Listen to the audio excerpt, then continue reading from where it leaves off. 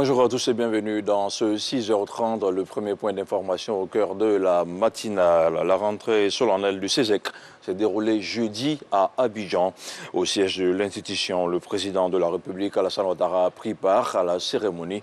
Une rencontre au cours de laquelle notre reporter a noté la présence de plusieurs personnalités venues du Niger, du Congo et du Bénin. Le compte-rendu de Sidonie Davila. Le président de la République, Alassane Ouattara, à la rentrée solennelle du Conseil économique, social, environnemental et culturel, CESEC, au siège de cette assemblée consultative. Le chef de l'État s'est d'abord prêté au cérémonial d'accueil, honneur militaire avec exécution de l'hymne national. Une rentrée solennelle qui marque officiellement l'ouverture des travaux de la 13e mandature du CESEC.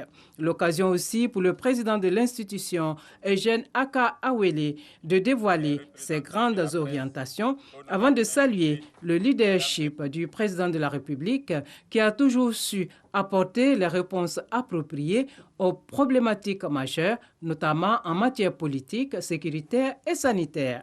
Je ne saurais passer sous silence les grands chantiers d'infrastructure de l'État, les efforts de réduction de la pauvreté, les réformes d'envergure dans le domaine de l'éducation et de la formation de notre jeunesse, ainsi que la gestion des questions environnementales.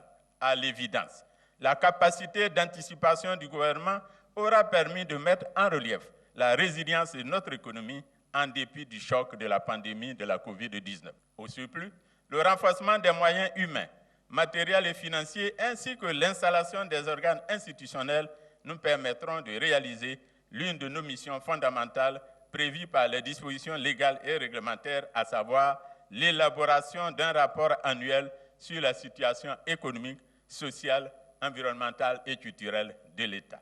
Ainsi, au titre de l'année 2022, les travaux préparatoires ont débuté avec le secteur agricole dont les hauts responsables, à commencer par le titulaire du département ministériel, ont échangé avec notre Assemblée dans cette salle sur des thématiques agricoles dans notre tribune, les grandes rencontres du CESEC.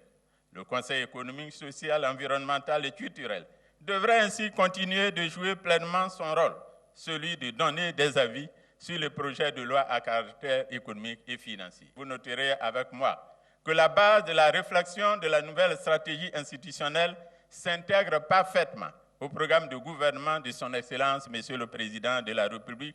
En effet, le thème de nos réflexions, développement de l'économie sociale et solidaire, n'est ni plus ni moins que la déclinaison du programme de gouvernement d'une Côte d'Ivoire solidaire. Au thème de la cérémonie, le président de la République, Alassane Ouattara, a félicité le président du CESEC, Eugène Aka Awele, pour les nouvelles orientations qu'il entend donner à l'Assemblée consultative qu'il dirige et pour son engagement constant pour le bien-être des populations. Vous savez, c'est un homme d'expérience. Je dirais que c'est l'homme qu'il faut à la place qu'il faut. Et comme vous l'avez constaté, la pandémie du Covid est maintenant un sujet de préoccupation.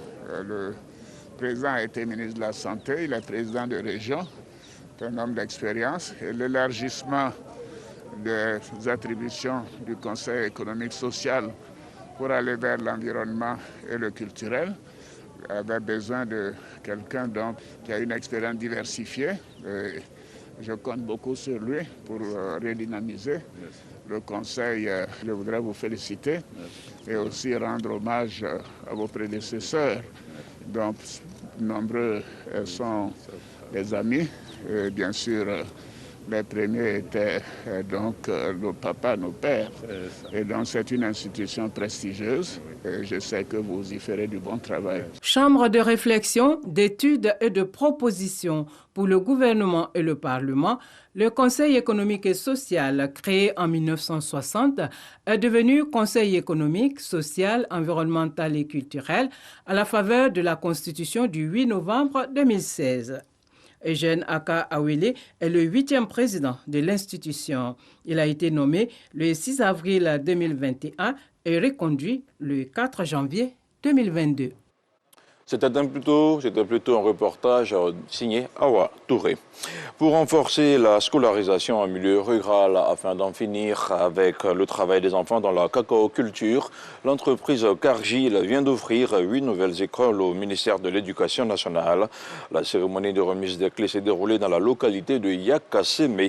Ce geste du groupe Cargill s'inscrit dans la politique du Comité national de surveillance des actions de lutte contre la traite, l'exploitation et le travail des enfants, présidé par la première dame Dominique Ouattara. À travers ce don, au moins 2000 enfants devraient avoir accès à l'éducation. Et pour la première fois depuis sa prise de pouvoir lundi dernier, le lieutenant-colonel Paul-Henri Sandaogo Damiba s'est adressé aux Burkinabés. Dans son allocution lue jeudi soir à la veille d'un sommet extraordinaire de la CEDEAO, un sommet consacré à la situation au Burkina Faso, le chef de la junte a appelé la communauté internationale à accompagner le Burkina Faso.